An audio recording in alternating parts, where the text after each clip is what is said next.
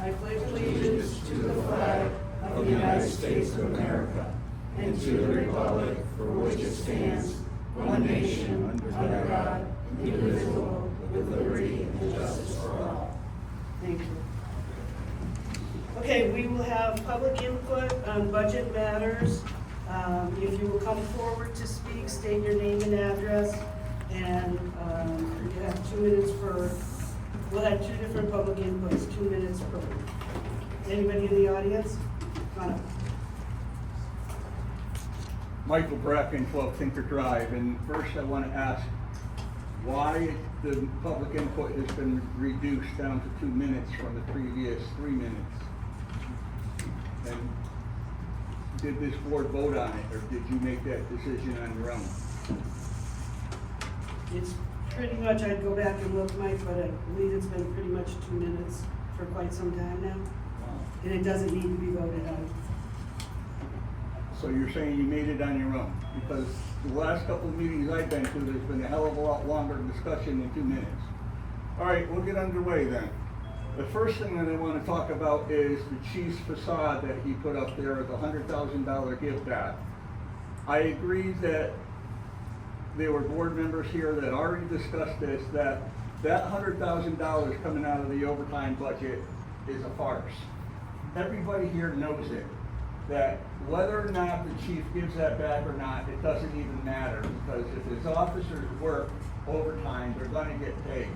It's by Federal Labor Standards Act that any hours worked, they're gonna be paid for those hours. And if you try not to pay them, they're gonna file a civil suit against you, first a grievance, then a civil suit against you, and they're gonna get their money.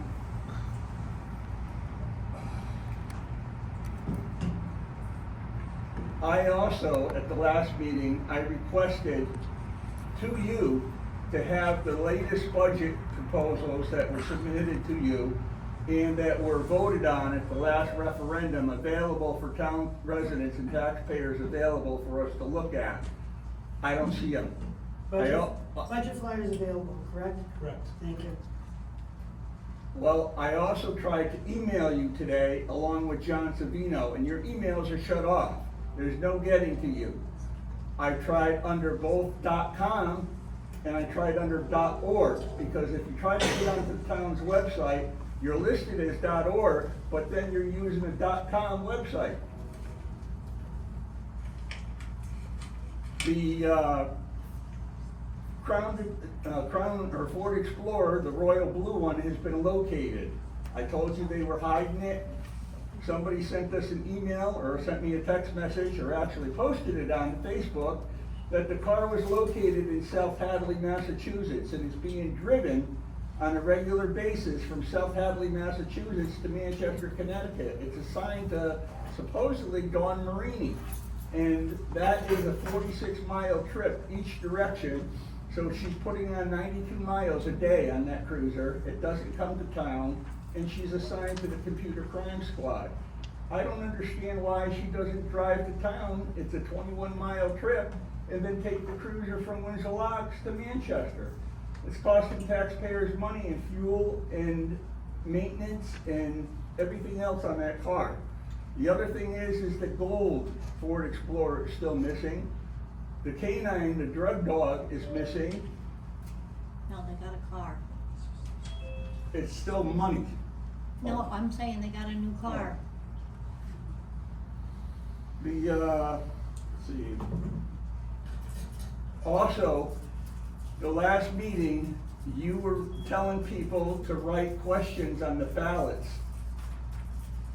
asking, either writing comments or asking questions on the ballots, which is illegal. And I said it at that meeting at the tail end. I tried to explain it, and I said it to Mike, the CRC, and I posted it on Facebook, and the former first selectman and a former town attorney, Scott Storms, gave me a thumbs up because he knows that it's true.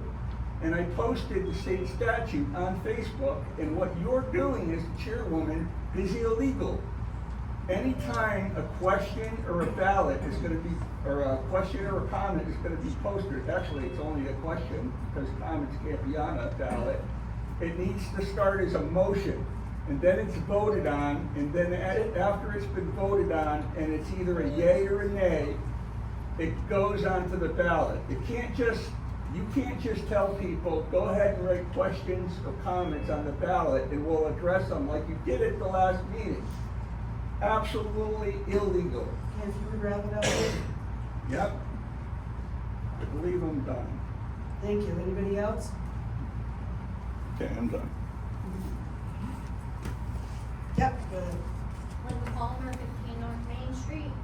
The taxpayers have spoken once again by more than 70%.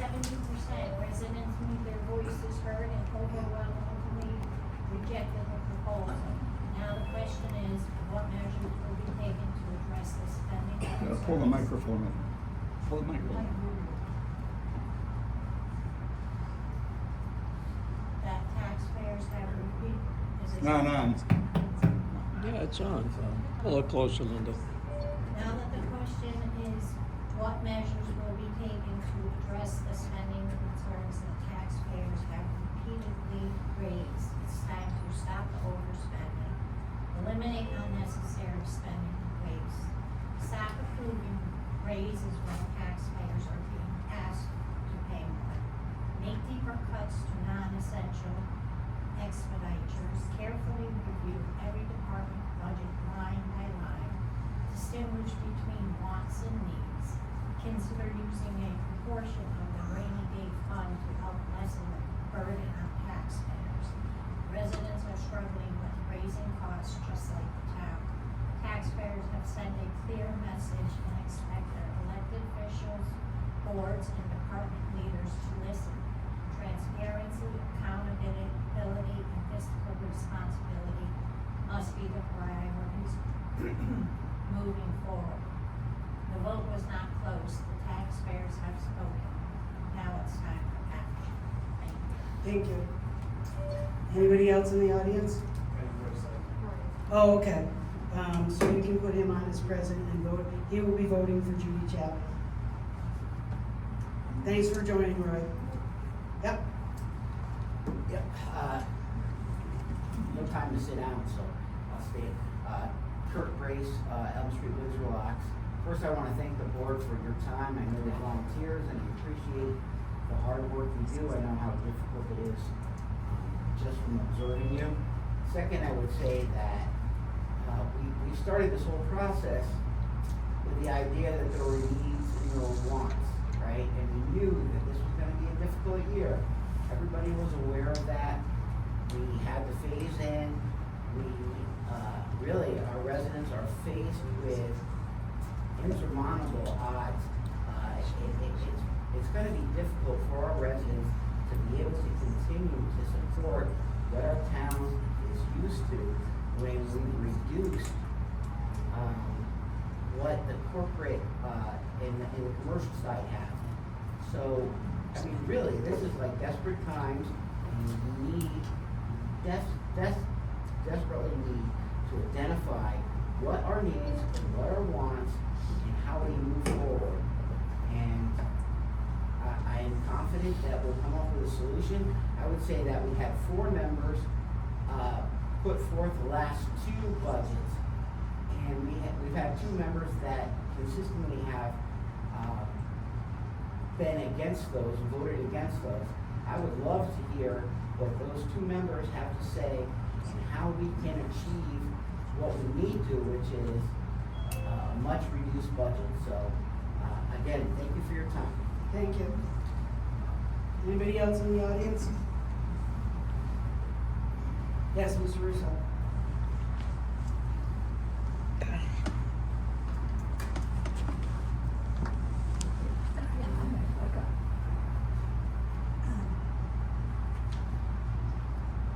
Stand to William Russo, 407 Elmwood Drive. I would ask the Board of Finance strictly to pay all of our outstanding debt, which is required. I would ask the board to consider that a non-discretionary training and non-discretionary training be frozen, cut off completely.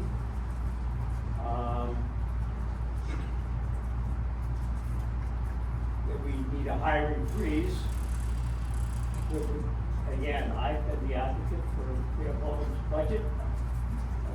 I think also that any capital improvement projects should be frozen. So there's about 4 things that I think can make a significant impact on this proposed budget. Thank you. Thank you. Did we lose everybody?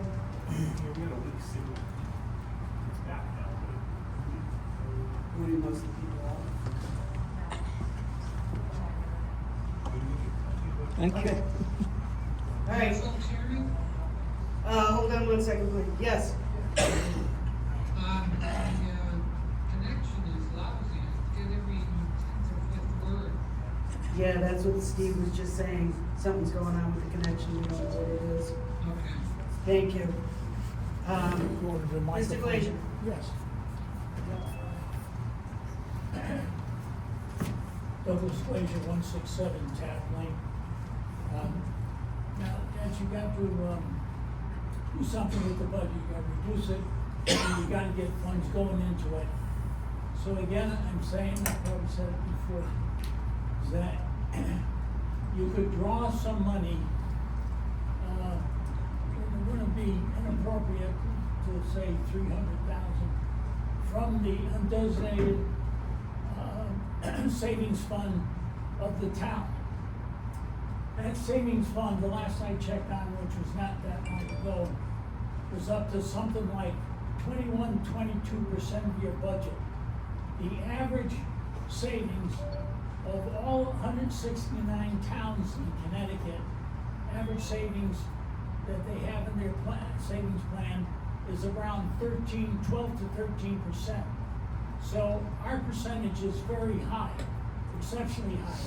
In fact, it grew years ago when I was on the Board of Finance. It grew so high at one time when the state was giving out grants. They almost decided to skip over Windsor Locks because they had such a large savings, but that didn't happen. So again, your savings is high. You can afford to transfer out of it. It's not like, and the savings, again, will grow and grow and grow because your excess funds go back into the savings. So that'd be a good place at least to transfer some of the funds to help offset the budget. Thank you. Thank you. Anybody else here? Any hands raised online?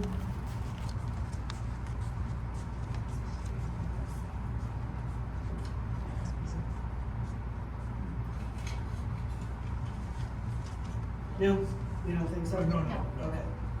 All right, correspondence. I got an email that I was CC'd on. It was addressed to the FOI department in Hartford, CC'd to me and CC'd to the first selectman from Kevin Knapp. That is something that was really addressed for the FOI commissioner. I got a few emails from Mr. Kervick related to the budget and the Board of Ed. I got an email from Linda Palmer related to questions on the police items. And I got an email from Jeremy Pfeiffer asking about the schedule for the meeting tonight. I will tell you that what we've discovered is that Town Web, which is our website, hasn't been as great about posting. We usually ask them on a Friday or a Saturday to post the agendas, and they don't get them out there right away. The town clerk always has it as soon as we have it done, and that's the official place it's supposed to be. So we apologize, we're still working with Town Web, hope to get them better on that, but usually we've made a couple announcements of when the meetings are. So sometimes you can see it in the minutes, and it should be on, at least the meeting schedule should be on Town Web. I think that was it for emails, and I gave those all to you, correct? So they'll all be in the minutes. Okay. Approval of minutes from previous meeting, 6/9, Mia sent those out yesterday, or this morning. Sunday? So I don't know what day it was. Yeah, I don't know what day it was. Did everybody get a chance to look at them? Okay. Yes. All right, does anyone want to make a motion to approve those? So moved. Sean makes the first. Do I have a second? I'll second. Do you want to, or you want me to roll? Yep. Roy seconds. All those in favor? Aye. All right. It's unanimous. Transfers. Yana, do we have anything for the air conditioners? There's the air conditioner in the animal control and the air conditioning at the firehouse.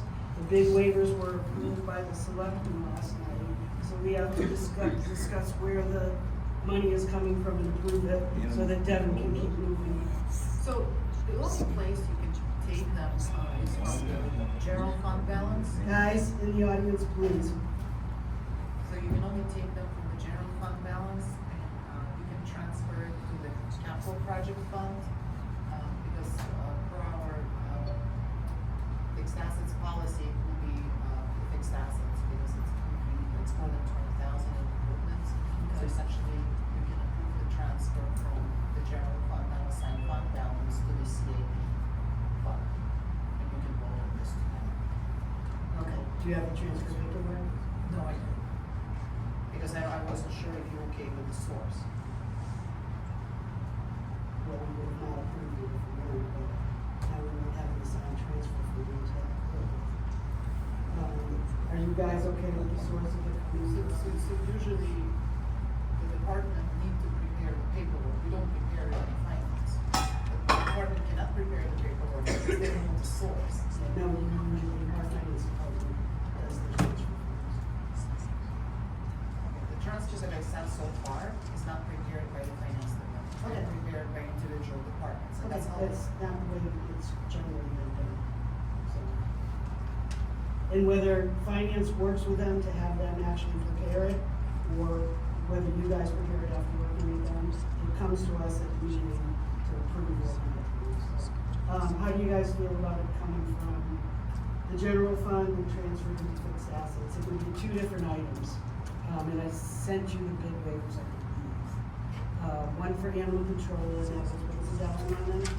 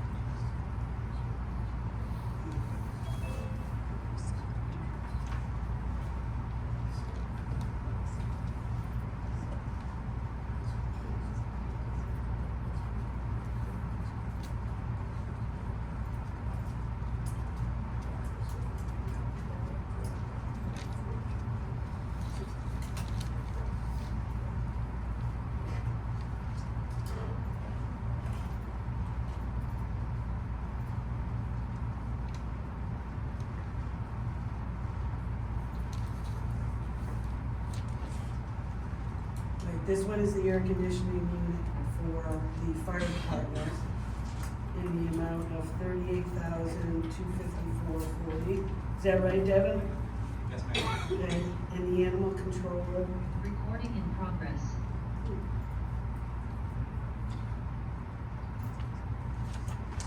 Can we see the other sheet?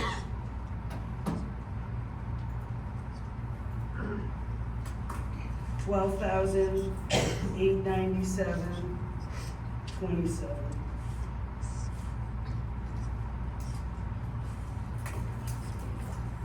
So, any questions on those before we put it for a proposal? Just one question on the firehouse. Just to make sure I understand a little bit of the history. I believe it was about a year ago where an emergency appropriation was made because the police department, who occupied that first floor on Volunteer Drive, moved over to Spring Street. For whatever reason, they didn't take the data center with them on the first floor. There was a problem on the first floor, so we did an emergency appropriation to cool the data center. And now, I guess, so obviously the first floor and the second floor have different zones, different condensers, different everything. Since the only thing we're cooling on the first floor is the data center, is there anything we can do in the meantime, while this, I guess, second condenser that needs to be replaced comes in, to sort of help out the second floor? I mean, it sounds like we've got a brand new unit that's cooling the first floor, which is completely unoccupied. Can you talk about that? I want to make sure I understand the question. You want to know if I could take the cooling that's cooling the first floor and use it to cool the second floor? Yeah, as someone that knows nothing about HVAC. Yeah. Yeah, I can't think off the top of my head of a feasible way to do that. Okay. Without spending an extraordinary amount of money. Fine, okay. I'll think about it. No, so that's it. So the appropriation last year was for the first floor. Now we've got an appropriation this year for the second floor. And that should take care of the, so that will not take care of HVAC in the Volunteer Drive building. There's one more. There's one more smaller unit Okay. that is still running, Okay. How old's that unit? same age. Okay. Thank you. Okay. What's that cooling, just out of curiosity? If you got the first floor and the second floor, what's the third unit cooling? The third unit cools the portion of the building closest to the street, so the control room, and I think a couple other spaces close to the street. Okay. The unit we're talking about does the offices, the kitchen, the TV room, where the refrigerators are, and the meeting room. Thank you.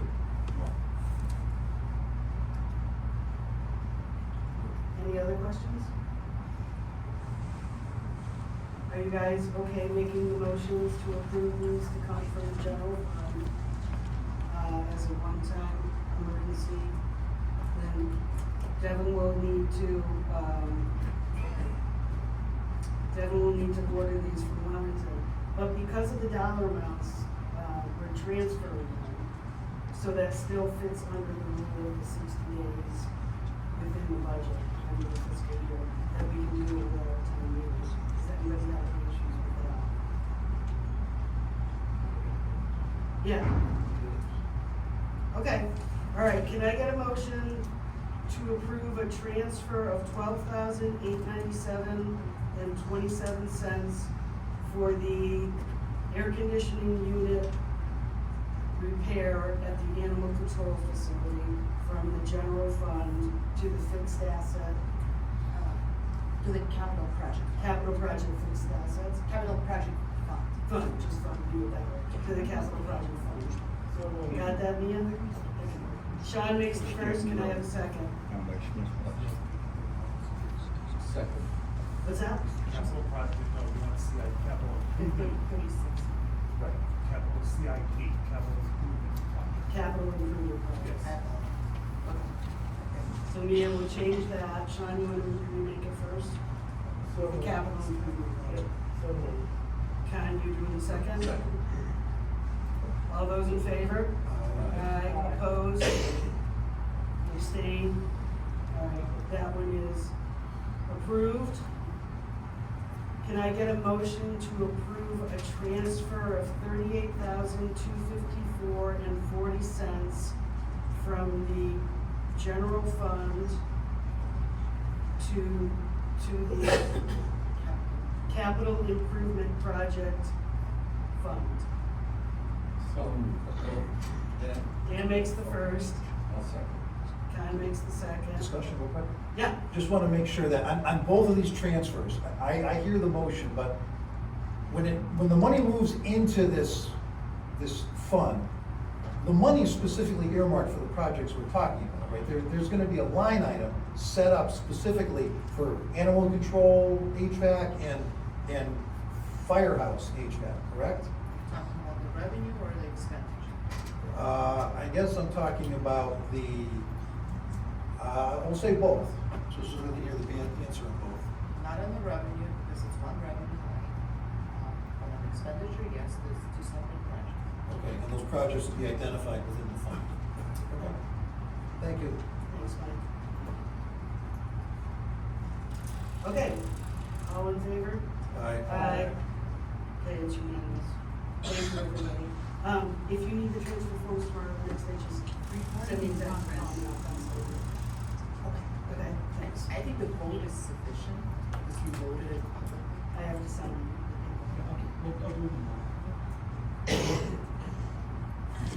Okay, that's it for transfers. Budget. All right, let's look at what happened in the vote, and then let's start discussing that. So the vote in the referendum last night on question 1 was 852 noes, 345 yeses, for a total of 1197 voters. So we had about 210 less voters this time than we did the first time. The second question about the TIF funds, is that what the second one was? Capital is 792 noes, 403 yeses. And question 3 was 761 noes for 433 yeses. So it's telling you a couple different things. I know everybody says there's no more no voters, and that's telling us we need to cut more. But there was some pretty even splits of people, and in fact, it was more in the line of too many cuts, but it was close. I'll read you the numbers I told them up. Of people that were saying too much was cut, that they voted no because too much was cut. And there was a good number of people, obviously, that said they voted no because it's still too high. Excuse me, are you talking about comments on these ballots? Mr. Bracken. I'm asking you, you turn around and you're saying that people are saying no because there was too much money spent. Are you reading off comments off of these ballots? And if not, are you using telepathy? Mr. Bracken, if you can't keep quiet, I'm gonna ask you to leave. I'm asking you a question because it determines whether or not I file a complaint against you tomorrow with the state of Connecticut.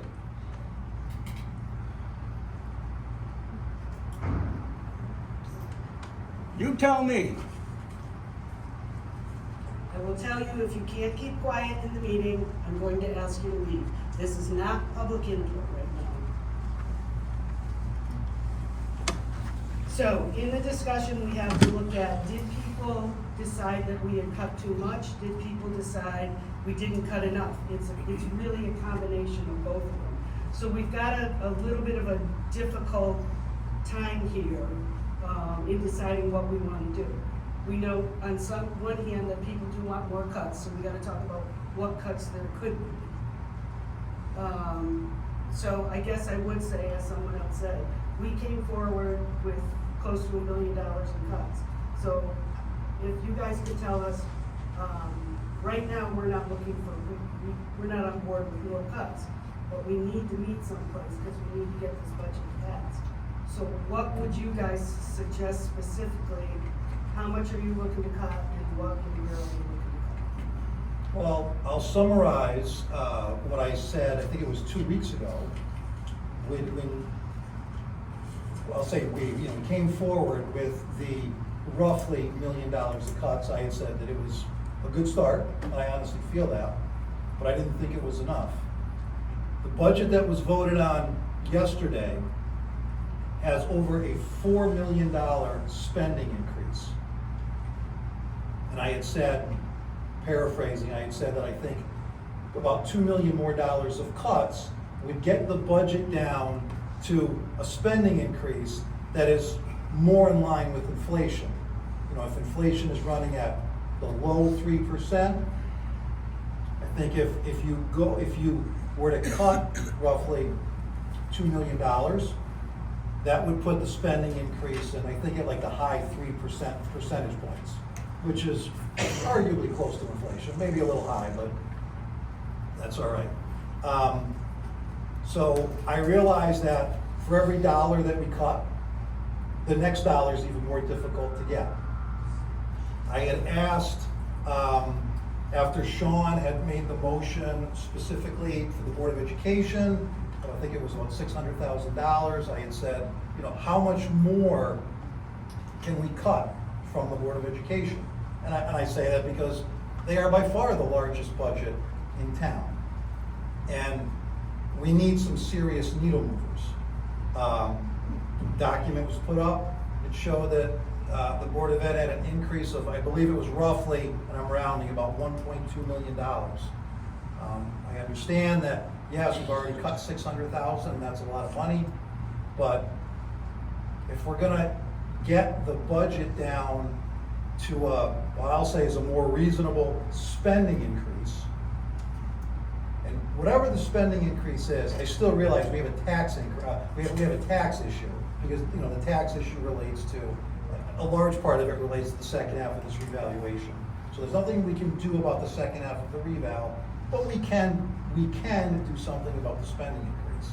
So I would say that from my perspective, we need to cut more from the Board of Education and more from, you know, virtually all of the larger town side budget areas. Can I just say one thing about the Board of Ed one? Sure. In addition to the $600,000 we cut, they had to make an adjustment for $800,000 for underfunding in the medical insurance line. So they've gone through a $1.4 million decrease in those lines. Just so everybody knows we're talking about the same thing. Okay, so can we talk about that? Yeah. So the underfunding of $800,000 of medical insurance, can we talk about that in a little bit of detail? Because if that impacts what, you know, monies that can be reduced from the Board of Ed, that obviously it's a big number. Yes. Sean, do you want to speak to it? I can speak to it. You can correct me if I'm wrong. You can go ahead and I will add if I need to. Okay.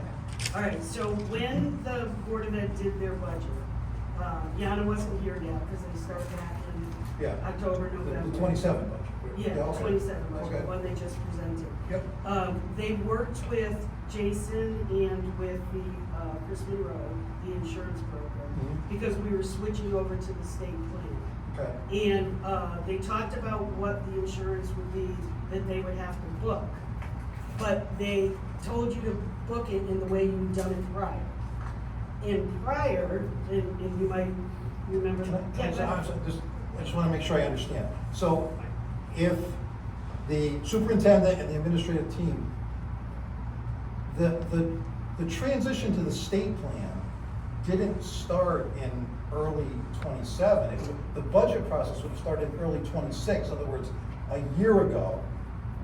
Didn't we transition to the state plan effective 7/1/25?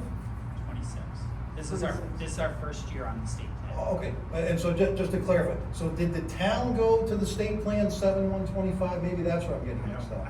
I don't know that answer. The town was 7/1/26, but your initial thought process is correct, because that budget process for FY 26 essentially started in November of 25, and that's probably when they initially considered budgeting for the state partnership. So I guess, Yes. that's where you're going then, yes. No, time out. So I'm really confused. So I thought that the town, at least the town, let's carve out the Board of Ed for a minute, but I thought the town employees the town went from being self-insured to going onto the state plan, whatever that's called, effective 7/1/25.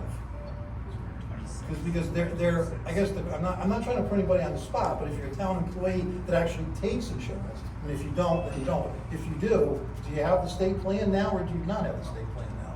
Everyone does. Okay. Board of Education side of Okay, so if that's the case, then the transition to the state plan, the initial transition, in meeting with Chris Monroe and whoever, that would have taken place a year ago.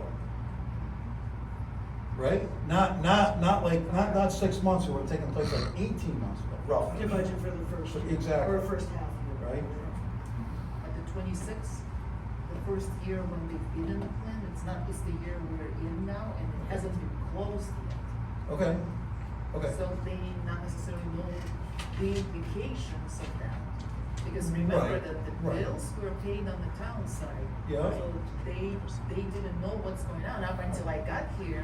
Okay. And initially, I proposed you the benefits budget, and essentially everyone said, oh, that cannot be the case. And then after that, I've been educated that there is a stipend for the Board of Education for $2.5 million. And essentially, I will get a portion, the employer portion from the Board of Education, and the employee contribution from the Board of Education, and the rest the town will cover. I said right away that it's not gonna be enough to cover it. And then essentially that's when it came up that it wasn't clear on the Board of Education side how much they need to budget, considering that it's a new plan. But at that point, the new budget was already approved by the Board of Education. So I agree that in the fiscal year 27 proposed budget, the Board of Ed proposed budget, which then got rolled into the overall town budget, it has a $2.5 million amount, medical insurance amount, that's held on the town side, earmarked for Board of Ed employees for medical insurance. I agree with that, for fiscal year 27, which I realize we haven't passed yet. This is a fiscal year 26 issue, right? Yes, which again. Well, what you're here is- saying yes, he's saying no, hold on. No, it's a 27. It's 27. I So mean, to me, it's both. It Yeah, is that's what I was both, gonna but say, what it's we're both. talking about, do you want me to come up there so you can hear me? Yeah. Sure. So, it's actually both. The 800 that we're talking about is for 27 though. Okay. Because, so when you talk about the 2.5 million that's in there, there's, in the line, Yeah. there's also 1.7 additional. So I believe there's 4.4 million, 4 point something of that nature. So what typically, to what Patty was describing, the process for the Board of Education for medical and dental insurance has always been that we would work with Chris Monroe and whoever was sitting in Yana's seat, whether Yeah. that was Mandy, whether Yeah. it was Jason, Yeah. and the first selectman, and we would have monthly meetings, and the insurance dollar that we would put into our budget Yeah. was determined based on the claims from month to month, Yeah. and looking at over the last 12 months. Yeah. That process continued even in the transition to the state health partnership plan under the direction of Jason. So it wasn't until Yana arrived when she looked at the bills, which we have never seen on the Board of Ed side, in this current year, under the state health partnership plan, she said, wait a minute, these bills look different. So that's when we started to uncover, and the change in practice that we're putting in place as of July 1 is the Board of Ed is now we're not going to pay the town, we're actually gonna get the bills ourselves and pay our own bills. What's different in the billing though, is it's not based on claims anymore, it's based on participants. Yep. That's the difference. Yeah. So when we looked at the bills, which pretty much stay the same month to month unless you have somebody that comes onto the plan, someone adds a participant, or someone drops off, it appears that we are predicting or projecting that there's an $800,000 shortfall that we will find in probably the May-ish, April-May of 27, in the 26-27 years. So Yeah. that 800,000 that Patty is describing is an additional expense that was not budgeted in the 27 budget for Board of Ed, because it wasn't discovered until Yana arrived and our budget was already built based on communication and collaboration with Jason and Chris Monroe. So we were following previous practice, which was not the best advice. I don't know if I explained that clear enough, Mike, or if you, if there's still something you want further, Yana, if you want to add any more. So essentially, due to budgetary error, now the Board of Education need to sort of budget the correct amount, and then yes, it's not a cut, but essentially additional expenditure in their budget, so they have to cut even more. Right. And, I mean, I think it's important for the public to understand that it's good that it was cut early in the process instead of the Board of Education coming mid-year and asking for an additional appropriation. So it's certainly the benefit that's, we're certainly moving to that transparency and accountability that everyone is talking about.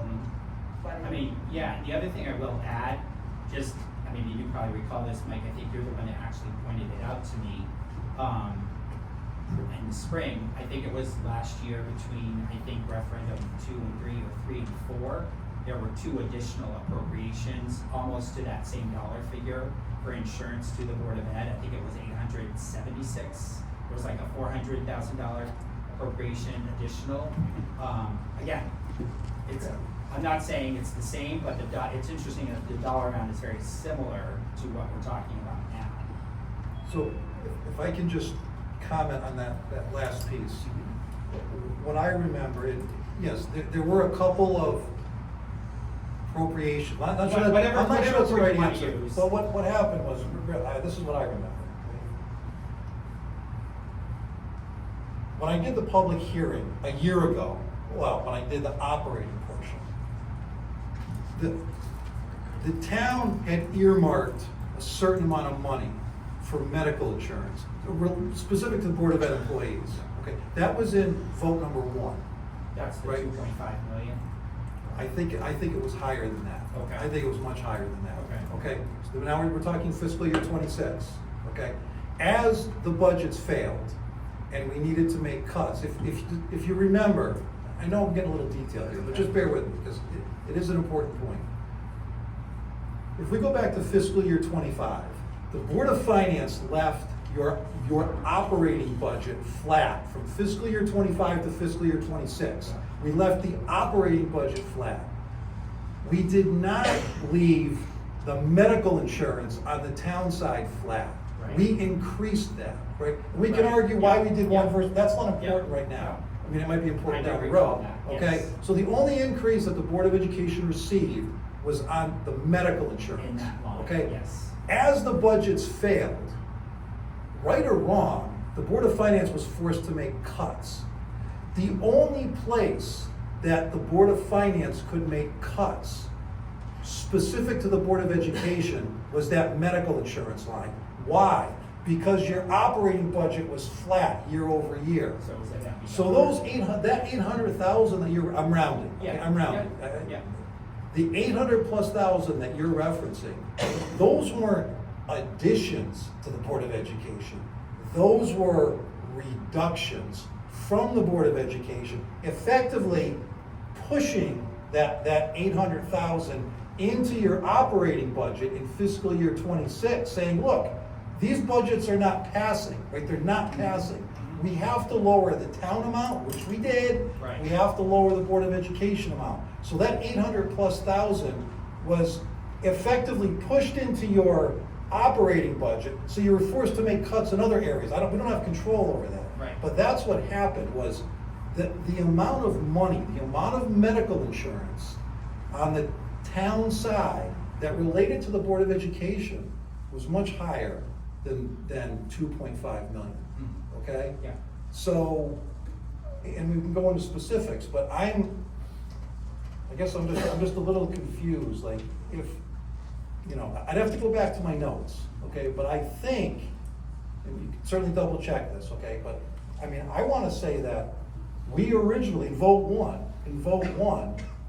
I wanna say we allocated over $4 million of medical insurance to you. Now, it didn't pass, so you don't have $4 million, it didn't pass. Right, you don't have that. You lost $800,000. So I think, and someone jump in here, please, but I think you have more than in fiscal year '26, not in fiscal year '27, but in fiscal year '26, I'm pretty confident you have more than 2.5 million in medical insurance. In fiscal year '26, it's not like Sean has more than in his budget. Sean has in his budget around, I don't know, 1.4. That's in the operating budget. So That's in the the operating rest- budget, I The agree. rest is on the town side. Yep. Right. And in that line item, Yep. it's not split anyhow between the Board of Education and the town. Right. It's one line item Okay. for the medical benefits. Okay. All of the Got it. invoices were paid out of that line. Okay. Board of Education and the Was town. never separated. Okay. So It obviously. will be July 1 of '26. Correct. Okay, So great. Sean on the school side already provided his portion, we just need to determine the best accounting way to Okay. allocate his portion. Yep. And if the line will be over, I Yeah. mean, you say, Mike, it's a ton of money in there, Yeah. that will just stay there and revert back to the general fund. Okay. But the line will be short, I can tell you right Yeah. now, and Okay. it will require additional appropriation. And Yep. again, keep in mind that only medical staff could be coded to this line. Yep. Which is very separate from the issue we're dealing with right now. Yep. Because right now, in the budget that we're trying to pass, on the town side, we only have $2.5 million for the Board of Education. Correct. Which will be transferred. And again, I actually would recommend, even right now, since we will be voting on the budget, to appropriate additional $2.5 million from the Board of to the Board of Education for that medical insurance. And technically, and it wouldn't be, on the bottom line, it wouldn't be an increase or a decrease. It's essentially, they will pay their own bills, they will get their $2.5 million as part of their appropriation, and I don't need to transfer them the money or cut them a check at the beginning of the year. And Right. this is the right thing to do. But And the only difference would be an increase in the correct, but I guess Sean could argue with those medical bills and with that subsidy, if you fill out the form for MBR differently, his MBR could be increased even just by filling out the form in a different way, because essentially it's the Board of Education expense. But this way or the other, if you will appropriate the $2.5 million, or I will transfer or cut the check, it's not gonna change, we're not gonna get more money. So essentially, he already decreased his budget, he did other cuts to make sure he had closer to this number that is necessary. And again, the original estimate got reduced slightly because now the Board of Education is facing some layoffs. So I guess what Patty was trying to tell, when we're considering the cuts to the Board of Education, it's also important to know that due to previous budgetary error, their budget technically already got reduced by $800,000. All right, well, thank you for the explanation. I'm sorry it took so long, but I feel better. So, Yeah, it's good information. so I think, and again, I think we need another large reduction from the Board of Education, and then, something similar, or almost similar, from the town side. From every big area or from town side? No, I would say, definitely every big area. I know big is a subjective word, but yes. Yes.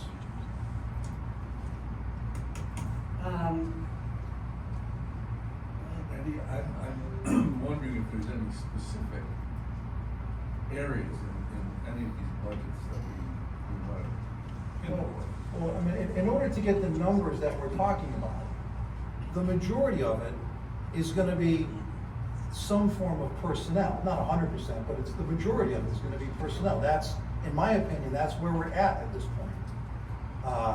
So where do you think, Mike, in leaving the BOE alone Yep. for the minute, because they've already talked about how many they need to cut, Yep, where do you think the personnel can be cut specifically? okay. And I'll use the term either cut or in some cases reduce. Meaning, we go from a full-time to a part-time. So what we did was, we just looked at a whole host of departments on the town side. And in many cases. This is not Board of Ed, this is the town. Correct, town.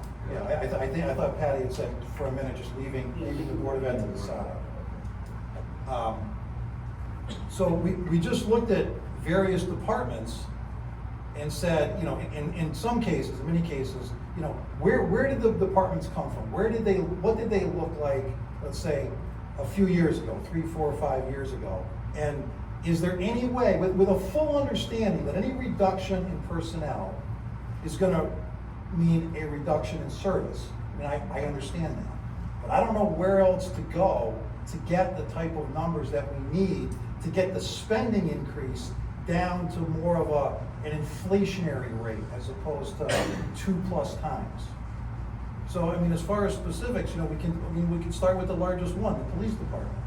You know, I know nobody wants to hear it, I know it's not popular, but it's gotta be a personnel issue at this point.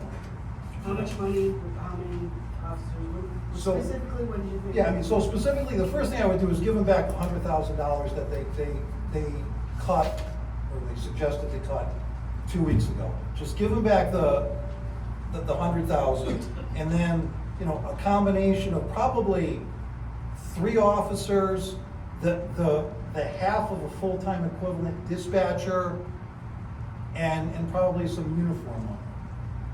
I mean, I know it's not popular, I get it, but. Could you just slow Yeah, down I a minute? understand. 3 patrol officers, Yeah, whatever, just sworn officers, yeah. half an FTE dispatcher, Yeah, and uniform ones. yeah. Not all of it, not all of it, just, you know, I portion. wanna know what you're talking Yeah. dollars, how we do it. I Yeah. told you what dollars we were. Yeah, so it's about, in round numbers, it's about 255,000. And this would do what, from, I don't quite understand how it impacts the police, It doesn't impact, where are you,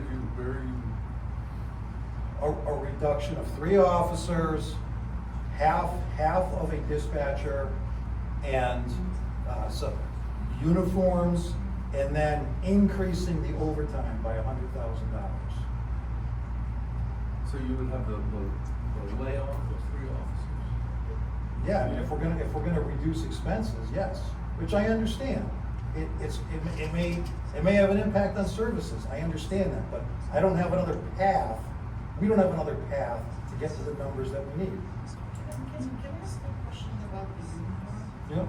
I was under the impression that the uniform is the allowance when you have contracts, so how are you suggesting to reduce it? Well, the suggestion, if you don't have as many people, you may not need, you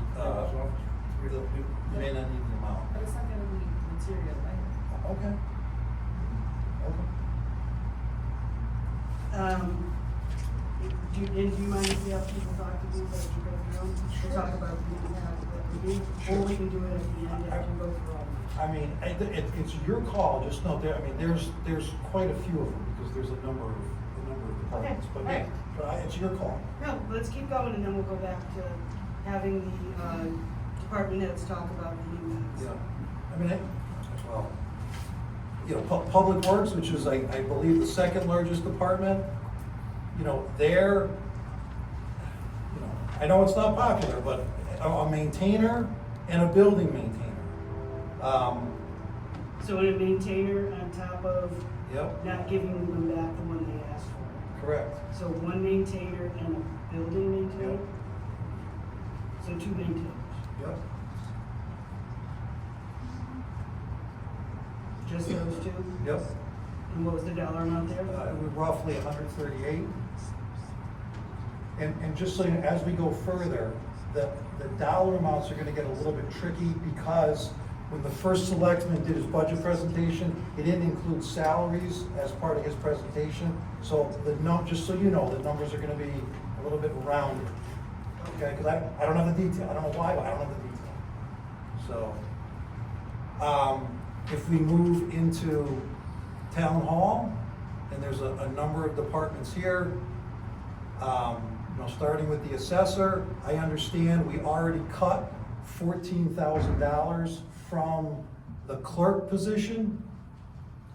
I asked the question a couple weeks ago, you know, how much is left? I didn't really get a straight answer, but if we cut 14, I think there's about $40,000 left, unless the money was taken at another point in time. So I would look to reduce that $40,000. And then I would also look to take out $2,000 of educational expense out of that assessor line, or assessor budget within the Board of Selectmen's budget.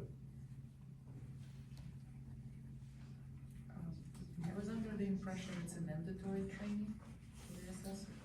So, Let's talk about the impacts after. Keep going on when we cut you off. yeah, again, the HR department as a whole, so that was about 115,000.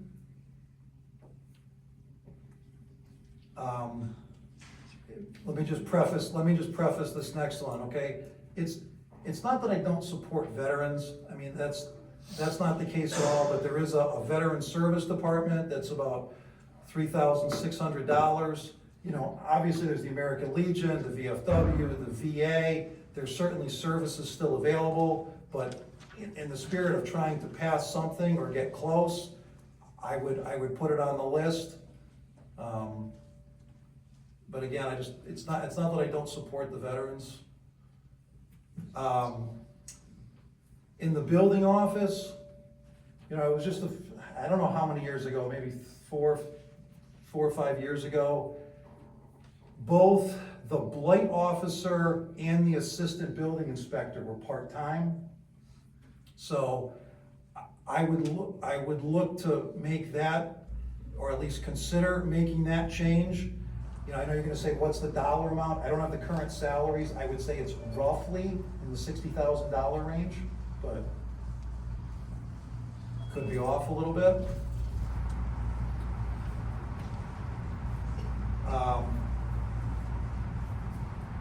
Social services.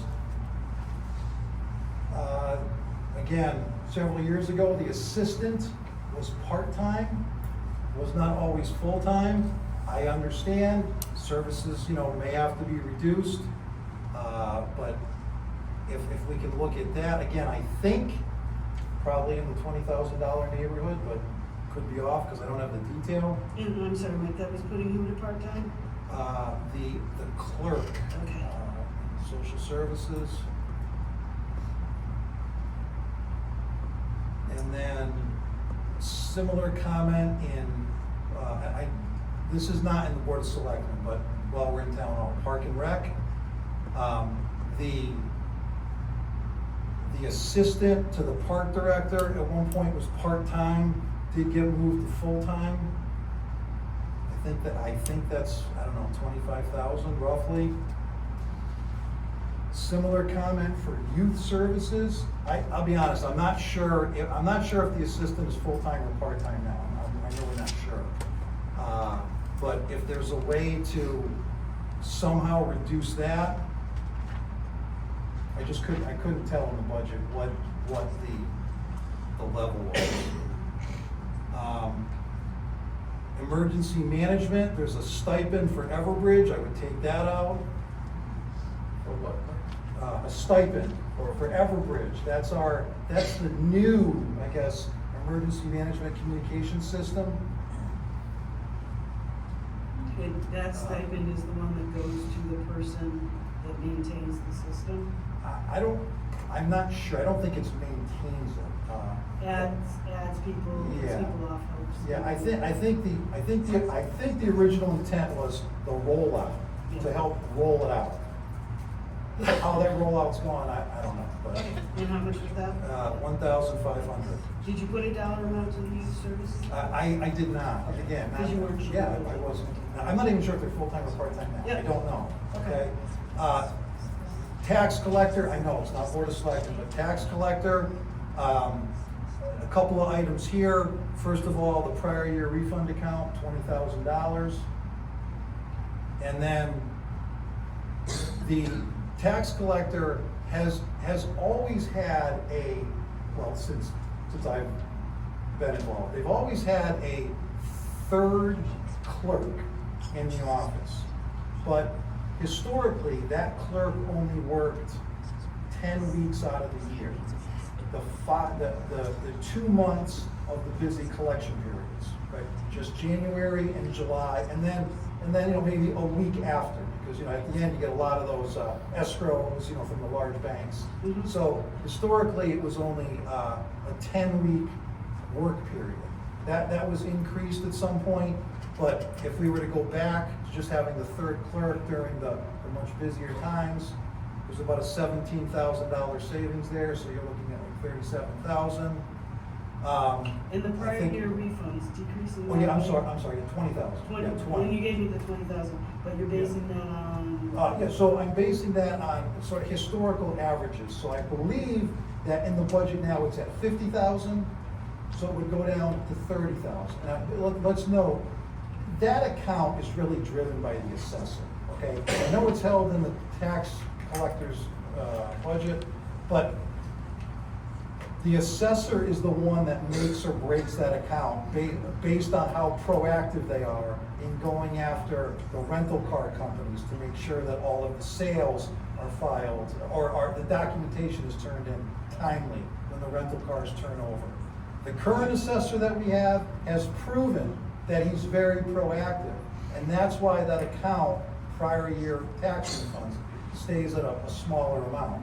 If you were to go back to the previous assessor that we had, you'd see that it wasn't nearly as proactive, and as a result, the dollar amounts were much higher. So it's really the assessor's office that's gonna make or break that account. The non-union raises, I think there's like $90,000 in there. I would have to remove that at this point. No raises? No, I think the Board of Ed may have done something similar, I think. To their admin. For non-union employees, so it wouldn't be, Froze all of them. okay? You watch it? We froze all non-union raises for a year.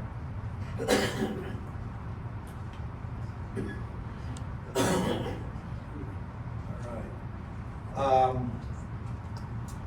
And then the fire commission. So the fire commission is up by 9%.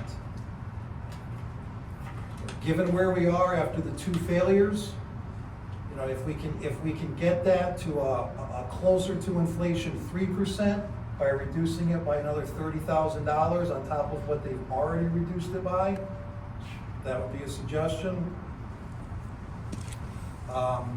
The library, you know, I would reduce them by 30,000 as well.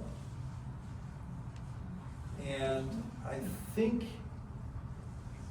based on my list, I think that's it. So if you were to add those up, you know, you'd get somewhere in that $800,000+ range. And I would think the remainder would have to be Board of Ed, which I know you said to set aside, but that's kind of the. So you path. wanted what, 2 million or 2? Yeah, so it would be, no, 2, I would say 2. So you want another 1.2 from the Board of Ed? If we're gonna get to, yes, if we're gonna get to a, you know, inflationary spending increase, that's one suggested path.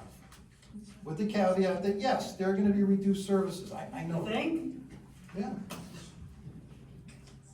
Okay, so you guys are all on board with those, Yes. reductions, all those reductions.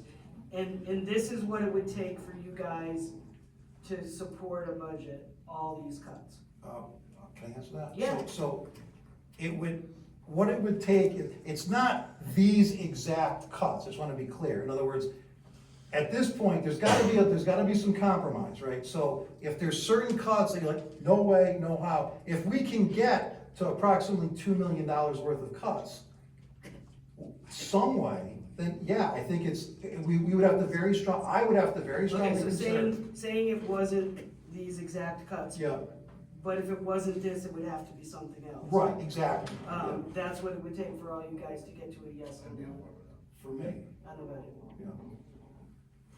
Okay. Does anybody at this point wanna discuss any specifics on these? Or do we wanna ask the department chairmen of the ones that you've just outlined to speak to what that would do? And mainly a couple things. What do we do to your operations?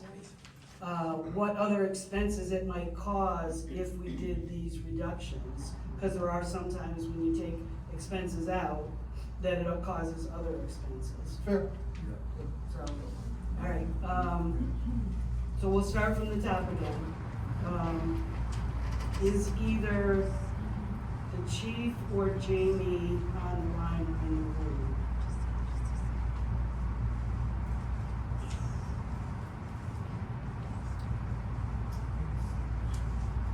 What's that? I don't see the chief. You don't see Jamie? No. Alright. We'll go back to that one again. I'll see if I can get a hold of Jamie and ask her to call in. Public Works, Devin, you wanna come up and talk to that? Not really. But I'm coming.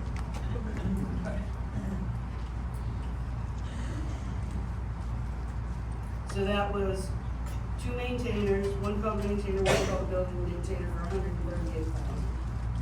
$138,000. Yeah, so we are already down 2 positions from where we were last year. So if we look from fiscal year 25 to fiscal year 26, 2 positions were cut. From fiscal year 26 to fiscal year 27 already, we've cut 2 positions, and now we're proposing to cut 2 more.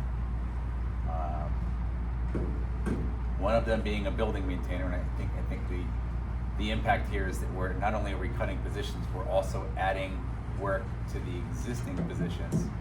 In that, from the building maintainer side, we've added 2 brand new buildings, which I know everybody thinks brand new building, what maintenance do we have to do? In fact, the maintenance goes up when you have a brand new building, because you want to keep it nice. You don't want to turn it into the old building. The new building has all kinds of new fancy technology that also requires to be maintained and dealt with. From the Parks Department, I think we're already kind of seeing the impacts of the positions we've already cut from that department. To cut another one, I gotta be honest, I don't even know what we would cut. I'd have to go back and work with the foreman to try to decide what it is we're not gonna do, whether that's cut the pool or, it's gonna be drastic, in any case. Appreciate it. I get it, but fortunately or unfortunately, I was put here to try and put forth a budget that is gonna pass. So the same people that are voting in the referendum are the ones that put me here. Whether they're voting yes or no, they put me here. Yeah, I fully So- understand. Again, we work for the town, right? And if this is what the town wants, this is what we do, right? This is just how it goes. Devin, I'm going to ask Devin a question. What, currently, as opposed to the town, what is the percentage increase in your budget? I have to go back and grab my computer. If you could. Do you have it yet? I want to say it's 9. I could be wrong.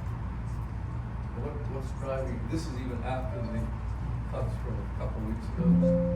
It's 9%, you think? I think so. The driving factors here are really employees got a contractual increase, fuel. We've all seen what's happened with fuel.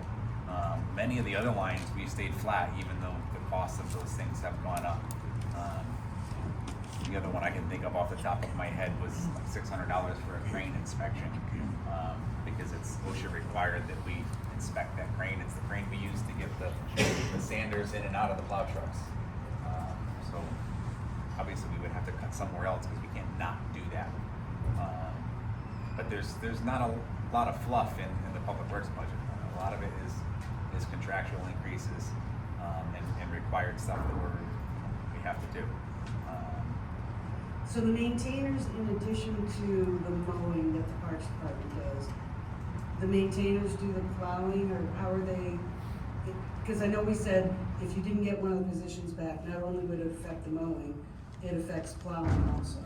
Yeah, we're already affecting plowing now. Again, I don't know how we're gonna get sidewalks done in the 24 hours we're required to in our own. And where we are ordinance. now, much less. Right. And the maintainers are the guys that clear the sidewalks for the buildings. They do help out the Parks Department when they need it. Yeah, we've already lost 80 hours a week. We're talking about another 80 hours a week. And I know I've seen some things online about how the new train station plantings look right now. Do you guys have to take those over as soon as Amtrak says the the train stations done, or? Not the entirety of them, but a good portion of it. Yeah, that, the end of Church Street. Yeah. You know, the new, even though we moved the police out of the safety complex, we still have to mow the entirety of the safety complex. Now we have to mow the police department and the senior center. We have to plow those buildings, which I don't know if anybody who's ever run a plow and plowed a parking lot before. They're not the easiest parking lots to plow. They're time consuming. So if it were to be done, and we still have to maintain all these parks and buildings that we do and all of that, if there's not enough time, not enough hours to do all of that with what you'll end up having, does that mean, some things just have to not get done? Or does it mean you have to hire people in? Well, I think it would, much like the police department, it would result in more overtime, right? If we're not gonna have the people there to do it, we can't not plow the senior center parking lot. We could close the senior center and not have to plow it for a couple days while we're trying to catch up, but as you saw this winter, we get storm after storm after storm after storm. At a certain point, we're not gonna be able to catch up. We have to plow the police department, it's gonna be open, right? So the cost of saving the 138,000 would be somewhat offset by the cost of overtime to still handle what we have to get done. Yeah, and keep in mind that there's a limit to the amount of overtime we can do. We're seeing, you know, in snowstorms, these guys are already working, 30 hours straight. So we're gonna ask them to work another, and I'm throwing random numbers out here, another 10 hours on top of that. At a certain point, it's not safe to keep them on the road or out doing what they're doing, so, we could contract it. I think that would be probably a union grievance to eliminate positions, then contract it out. Right. But yeah, So it'd be more the effect of increased overtime and then things not getting done. correct. Okay. I think at a certain point, it would result in us saying, hey, after a storm, we're gonna have to close buildings for an extended period of time. Okay. Anybody else have questions for Devin on that? No? Thank you.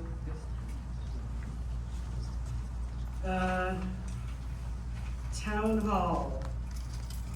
John and Yana, do you wanna talk about all of those? I can do Park and Rec for Dave first. I think everything else is up to you guys, right? Emergency management, tax collector. Dave, do you want to talk to Park and Rec? So I want to say it was roughly 2013. There were 2 part-time clerk positions. Those 2 positions were combined to 1 full-time, so go from 30 hours to 35 hours for the week. So it wasn't a part-time position that became a full-time, it was a blend of 2 positions into 1. If it's down to part-time, I couldn't tell you what the reduced services are. We'd have to take a look at all of our programming to see what 1.5 people can manage at one time. It'd probably put more work on the finance office to pick up the financial portion that the assistant handles. What exactly would have to change, I couldn't tell you. But programming would have to be cut because it wouldn't be feasible to run it all. Like what type of programs? Our after-school programs, the day camp, those are the big ones. Or do we lose a whole bunch of other programs to maintain those programs? Do we cut water jets? Do we cut basketball, travel basketball, rec basketball, soccer season? It'd have to be evaluated what makes the most sense. Okay. And so there's no real cost that you could think of that would increase just basically not having a part-time person, but it would certainly be an impact to people that take the.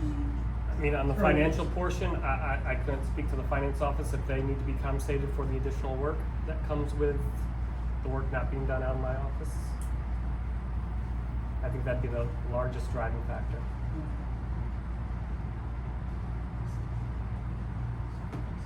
Okay, does anybody have any questions you have on that? No? Good? Okay, thanks, Dave. Emergency management, I don't think he's here, right? Tax collector Pete's not here. He is, Pete's online?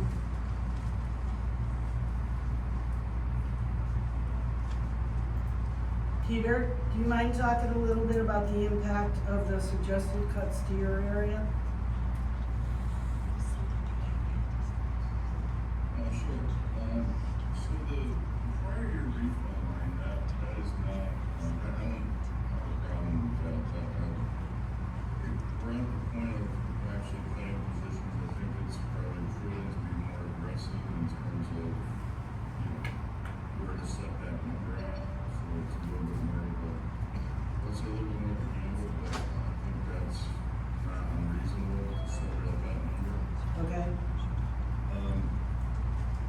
So, going back, so, yes, the position when I started, many years ago, was a part-time position, and basically, I think we ended up having like $3,000 a year for part-time help way back when, and they weren't full-time during the months of July and January, and that was okay back then because we didn't carry over, we didn't sewer. Back in 2018, when we did this, we had we put together an agreement with WPCA that we would do the collections on their behalf, and they would give us a permanent part-time.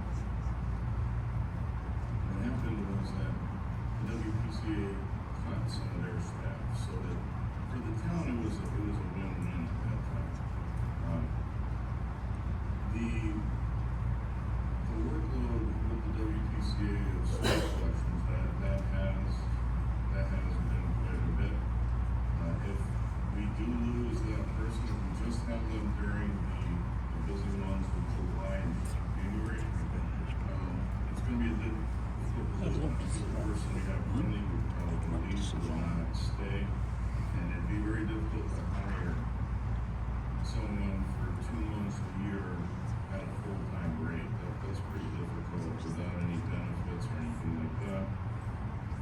And it would just probably result into longer wait times at the counter.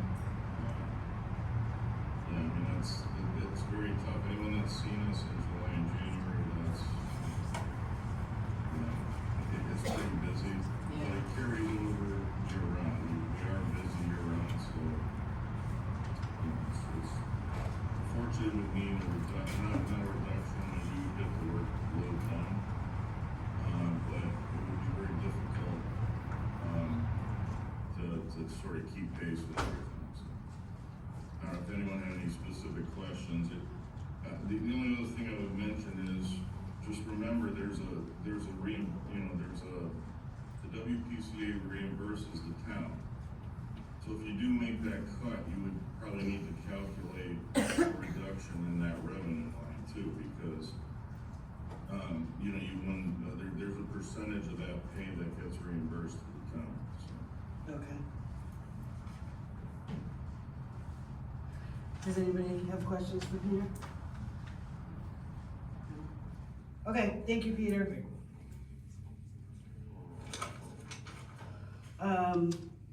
There's a couple other smaller ones. Do you want me to do those? Not smaller, but not part of town. Do you want me to do those first and then end up with town? Mark, you wanna come up and talk about the, cuts to the fire commission of 30,000?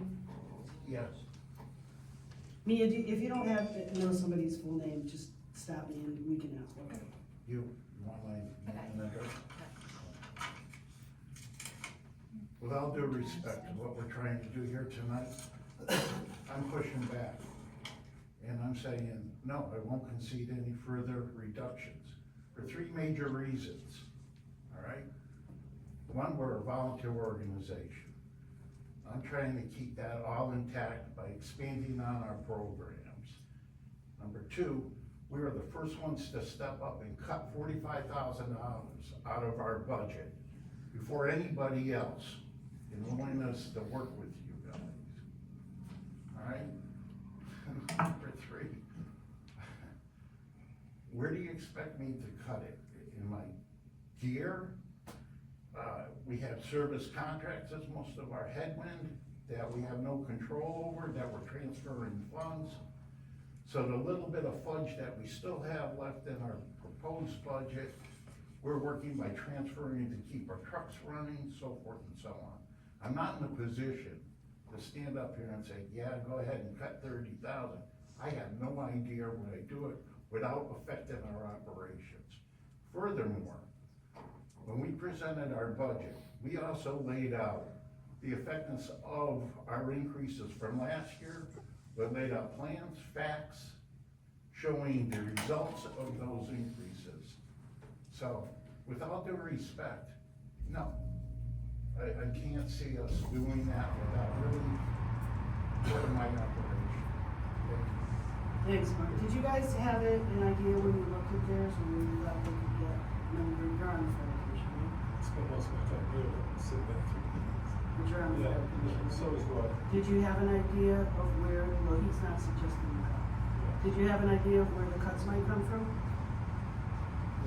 Not from you? Nothing specific. Okay, I just wanted to make sure. I go back and look at it. No, I just didn't know if you had an idea of what it was. Okay. What's the increase in the fire commission budget? After the cut we made? 45,000, I believe. I agree, Mark. What percentage increase is that? It's 9. No. I hope, I'm not in a position. I don't have some numbers. I'm looking at the budget flyer. Okay, that's fine. Okay. Thank you, Mark. Is there another one left that I need to do before we do town hall? Oh, yeah, Lois. You're sitting back there saying, me. No. I just want to remind everybody that when we presented our budget, we didn't ask for more. It was like maybe 1%. And then you cut us 15,000.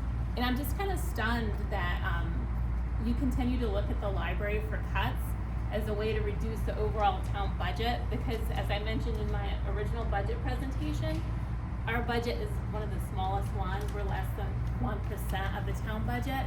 And so cutting us is not gonna achieve what you're looking for in the overall town budget. It's like applying a small Band-Aid to a sucking chest wound. I mean, it's gonna do almost nothing to the reduction of the overall budget. And what it is gonna do, it's gonna remove resources from residents who desperately need them during this difficult economic times, because we have Wi-Fi, we have public computers, we have copying, scanning, not just books and movies. We also provide so many programs. If anyone looked down at the library before the meeting started, we had the summer reading kickoff, and we had dozens of kids and parents.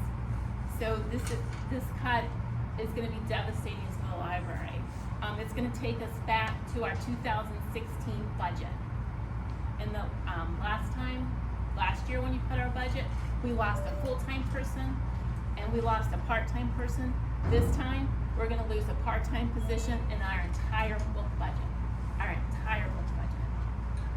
So the 30,000 will be the book budget and the part-time person? Yeah. Okay, Yep. thanks. And we'll have to close an additional day of the week. And despite all of the ongoing budget challenges we faced in the last year, we significantly increased our circulation and library visits, and more people are using us today than ever. So this really, really hurts. And we have several library patrons here in the audience, if they are willing to speak to what these cuts would do to them. I don't know. With all due respect, Lois, if they want to talk during public comment, they can, But I just wanted your input to that. We're tiny, and this really impacts us. And understand that, and I'll let these guys talk, but understand that every area added together comes to an amount, so something may be Right. tiny, but when it gets added together to what else is being suggested, they're trying to get to a dollar. Right, and it's just, and this amount isn't gonna impact the overall town budget. Does anybody have any questions for us? Comments, questions? What area of the library did you feel was could be tough? Did not look at that. We don't have Yeah. line item control over that, so. There's nothing else to cut. I mean, we're working on bare bones as it is. I agree. Again, two failed budgets, so just trying to move forward, which is not easy. Okay, Sean, I'm gonna leave you to last, you and Alba to last. Alba's not here, right? She had an event? Yeah. So Yana, if you and John wanna talk to the town hall ones?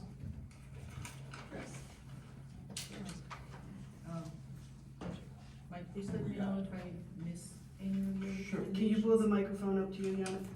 Yes, so the very first recommendation, was the whatever is left in an assessor position. I just want to remind everyone, initially, when we spoke about, additional, raises for non-union people, including all the boards and commissions, essentially, we moved from 2% to 3%, and the deal was at the time to absorb the difference in the Board of Selectmen's budget. And essentially, that's how we went from 2% to 3%. So essentially, and that was the line item that was reduced, and then in addition, it was reduced to $14,000. So there is still some funds left, I don't know the exact amount, it needs to be calculated, but that's the complexity to it, because there was a difference between the percentages on the non-union raises, and there was additional cut that the Board of Selectmen took to make those raises happen. With an assessor office, I spoke to this before, and I wish John Creed will be here. So John Creed said that he might be retiring during the summer. So as you know, Aubrey will probably internally will be stepping potentially into his role. But it wouldn't be operationally feasible to just essentially keep one Aubrey into the office. So the plan was that John shared with me, the transition plan was to essentially have the clerk potentially helping Aubrey at the time of the transition, and that's why he was emphasizing the need of the clerk. And it's also a revenue generating department, and it's a very important department.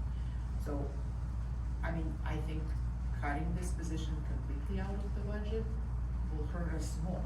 And again, now we're back to the discussion, if we cutting this position totally, it could be a union issue, because again, we talked about not filling this position for the period of time. Then the next thing,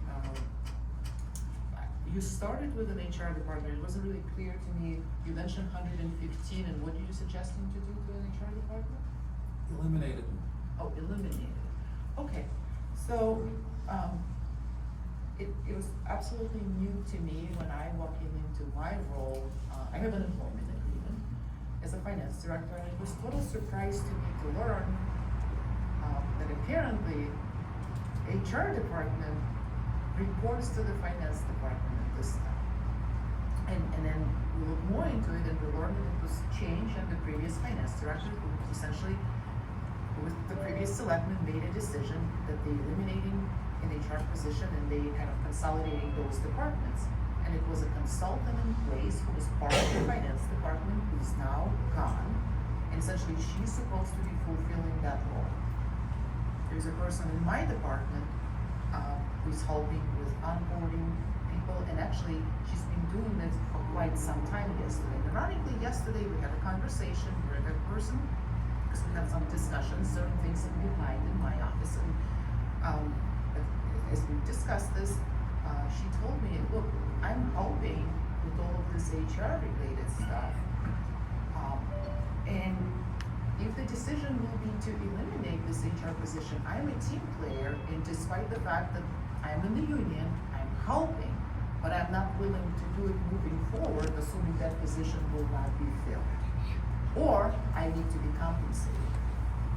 So, and I'll tell you right now, it's a union issue because, I mean, technically she's helping with the job of someone else. With me, I walk into the mess that undescribable. I certainly have some understanding of what I'm walking into, but I certainly didn't have an understanding that among other things, I need to pick up those HR issues that now I'm dealing with every day. Today, we terminated an employee, we gave some disciplinary actions, we're dealing with some issues from the past, and it's consuming a lot of my time, which I don't have because I need to concentrate on the audit. So to engage you, Mike, in the discussion, since you're the one who made the proposal, who will do this work? Not sure, that's for John to lead and sort of direct the department. Well, I'll just add to that. We don't have Jason is doing that work with Claire left Jason's that area. Yana was gracious enough to step in. But when I have serious issues that are going on right now in this town, I'm going to my labor attorney, charges $300 an hour. And that's where we're at right now. And I was counting on getting an HR person, because there's a lot of things that are going on in town that we need. But you tell me, if you wanna cut it, and then I'll keep it going the way I'm going, which is gonna draw up that line. And I appreciate that, and likewise, if there are other areas that I didn't touch upon, that you've done a deep dive on, that you think could be reduced, in the spirit of trying to get a budget passed, because remember, this is not the first vote, as you know, we're coming up on the third vote, so things are a little bit different now, I right? understand that, that's why with the clerk position, I knew we were going into a tough year, the line item was there, and I wasn't gonna bill it, and I haven't billed it. And that line was in there since last year. So, also as we are trying to lower the expenditures, I know that the majority of the board realizes this, but I want to be sure that everyone does. It comes with a huge liability for the town. We're essentially dealing with the issues from the past right now that is now essentially legal cases that we're settling, and we have some expenses from the past associated with the fact that this position was never handled right. We're having some very serious issues on the town side that was clear in HR oversight. It needs to be corrected, and it creates potentially very significant liability for the town. So by saving $115K today, we can end up with easily $1 million in liability moving forward. We have workers' comp cases that no one is managing. Like, no one is checking with the insurance, like, what's the status on this? People are coming, people are going to FMLA, no one was requesting the proper paperwork from them, people are coming back from medical leave, and no one is requesting that medical examination will be performed. No one is asking, are you okay to return to work and perform your duties? Because again, HR, even though it was here, it was not a functioning department. And this needs to be fixed.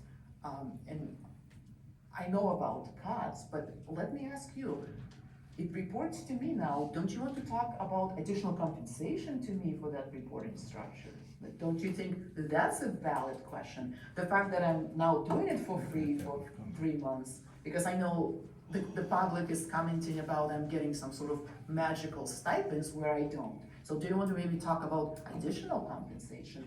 Or are you not aware how behind my department is, where you're just trying to push that work to my department to make us even more behind? And then everyone will be saying why the audits are not done? Because literally, this week, I wasn't able to do a thing for an audit with everything HR related we had going on. So how would you suggest to go around this? It's not for me to suggest. If you don't like the suggestions, that's fine, as I said before. But you've gotta come up with something. As I told Patty, this $2 million roughly, it's not the Bible, right? But it's just it's a path. We can be flexible, so if there's one particular cut or 10 particular cuts that you don't like, I'm okay with that. But it's gotta be a give and take, or we move on in a different path, which is also okay, and we see what the public does. But as you know, John, from serving on the Board of Selectmen last year, July 1st is coming quickly at this point, right? It's gonna be here before we know it, and, you know, then there's gonna be a question, just like last year, right? When are the tax bills going out? How are we gonna get something passed? Because, John, it would be different, in my opinion, it would be different. If the vote was close, right, if the vote was close, I don't think we would be talking about these large numbers, whether it was $1 million last time or multi-million dollars this time. I don't think those conversations would happen, but it's not close, so this is the only, from an order of magnitude perspective, this is the way I see getting it through, or, I don't know, or it just continue, I don't know. That's the other side of this coin. If you cut everything we wanna try to cut, you may get no votes anyway. Sure, agreed. Where's it stop? A comment was made earlier about voting no because we're taking too much of it. So additional cuts, is it gonna make more no votes? For what we thought, what we think, we don't know what it is, really. We think it's because of the bottom line. That may not be true, you know? So, I mean, I'm a little bit confused now myself because, just for one comment, I don't know anything about it, I'm just listening, whatever. But we're in a mess right now, and I agree, if it's they wanna get to that bottom line, then we do have to make cuts. But if making cuts makes that bottom line further and further, the yes vote further and further away. And that's not, we don't know. Then we're just, you know, then we're just shooting ourselves in the foot. Cause we don't know what that is, you know. I like Windsor Locks. I moved here, raised my kids here. Yeah. It's a wonderful town. Here my whole life. It's a wonderful And town. I think that we need to do what we need to do, but I'm not sure where the votes are going, you know? If there was a way to say, yes, it's too high, or no, it's too high. So we you can know? actually discuss that a little bit. There's a way to put on the ballot a non-binding question. Summers had one this year that said, if you voted no, and then two boxes, you can check one or the other, too high, too low. And then not comments, they could put non-binding questions. We could certainly talk to Carl about it, but if that's something, one way or the other, where we go tonight, if that's something that you guys would like us to, put on there, we can certainly go. Yeah, a couple people brought it up to me today, actually. So we could take a vote and decide to ask that be added to the ballot for next time, which would help if it does get over time. Between now and the next, we're adding a lot of mud to the bucket. Right, but it would be just that simple question, if you vote no because it was 2 hours ago. that would be like under all 3 questions, or? We could do that, yeah, if there's no reason not to. I think Summers only had, 1 question. Am I correct that the last 2 questions do not affect the tax rate at the time? Yeah. Right. Right. Yeah. So, the fact that the public is rejecting budgets that in fact don't affect their tax rate would seem to indicate. Are they both straight lines? I don't know. Yeah. Why would they vote no? Yeah, why would It doesn't people affect vote the no tax. on the last 2 I don't questions? believe they understand. I think there is a lack of understanding, right? Right. Is that our fault for not? Or- I don't know. Or the public taking some sort of general disagreement with something, and the only way they can express this disagreement is to vote no on the budget. And a disagreement could be with anything. Well, the disagreement is with the fact that we've got a 18, 20, 25% tax increase. And that's, a lot of that is driven by the reevaluation. Correct. The rebound, the second half of the rebound. The second half of the rebound. That was voted on last year, and everybody won. That's all. We're in that second year right I appreciate what Michael did, and I'd be Yeah. willing to go through this and indicate, and we might have several votes. I could indicate certain things that Michael suggested that I could support, in whole or in part. But we'll see if the, what the vote is on this board, on the entire proposal. Can I speak to the rest of the items? Yeah, that are left? yeah. So, for the building office, I mean, I'm not aware that statutorily we have to have a blight officer. But again, it could be a mistake on my end, I'm just not aware. Whether or not it could be combined, maybe, but I guess that's the question we need to ask our building inspector and ask what the impact will be. For the social services, whether the assistant could go part-time, I don't know if it's a union position, and again, with Patty's point, whether or not there will be costs associated with that, because we cannot just know. No, I'm not gonna get that. Part-time. And the same will be true for the youth services. I don't know if it's worth discussing stipend for Everbridge. I don't necessarily have a comment. With respect to what David was saying from the Parks and Recs, Finance Department is not in a position to take on any additional duties. You probably will have a recommendation from the auditors and potentially the state where your Finance Department may need to be expended. And that's probably coming down the pike, because the fact that the Finance Department is so seriously behind indicates that something structurally is not necessarily correct. Or something else could be determined as we're working with the consultants and the auditors and trying to straighten this out. So certainly Finance Department is not in a position to take any additional work on.